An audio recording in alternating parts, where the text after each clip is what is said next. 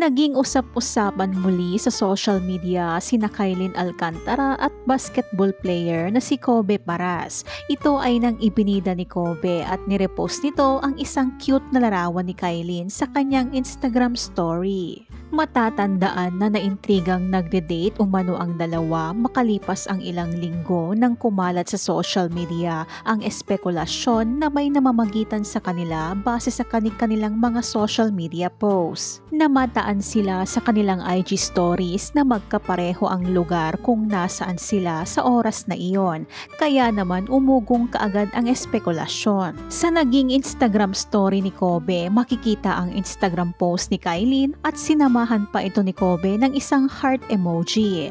Ayon sa mga maraming abangers ng dalawa ay tila indikasyon na ito na meron ngang relasyon ang dalawa. Tila inamin daw ni Kobe ang pagkakaroon nila ni Kylin Alcantara ng isang relasyon. Kaagad naman itong umani ng samut-saring reaksyon at komento mula sa mga netizens. Marami sa mga fans ni Kylin Alcantara ang sumuporta sa kanilang relasyon at masaya umano sila na may ipinalit na si Kylin sa dating boyfriend nito na si Mavi Legaspi.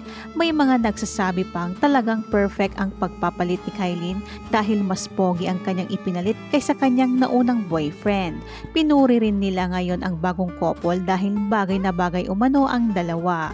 May mga nagsasabi pang talagang nag-level up na si Kylin dahil mula sa baby boy niyang boyfriend noon na si Mavi ay ang kanyang ipinalit rito ay isang independent grown-up man. Matatandaan na kahit hindi naman inamin noon ni Mavi Legaspi at Kylin Alcantara ang kanilang relasyon ay makikita naman ito sa kanilang mga sweet moments na magkasama. Subalit nauwi rin lang ito sa masalimuot na hiwalayan dahil umano sa pakikialam ng ina ni Mavi Legaspi na si Carmina Villaruel.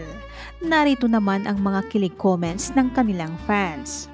Si Kobe siguro nagpicture nito.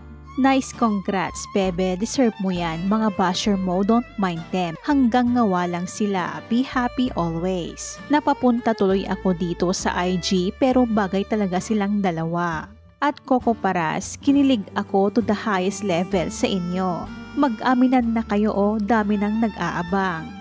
Hoy, okay lang at least di pa kaelamera ang nanay, hahaha. From mama's boy to big boy real quick. Congrats, swerte mo niyan, dalawa mama niyan, stepmom at biological mom ang di pa kialamera, ahaha. Ginalaw na ang baso at tinaga na ni Coco Paras 3 points lol. Ako lang ba nakapansin mas lalong gumaganda si at Kylin Alcantara, iba yung blooming ng aura niya. Ano naman ang masasabi mo dito? Ibahagi ang iyong komento.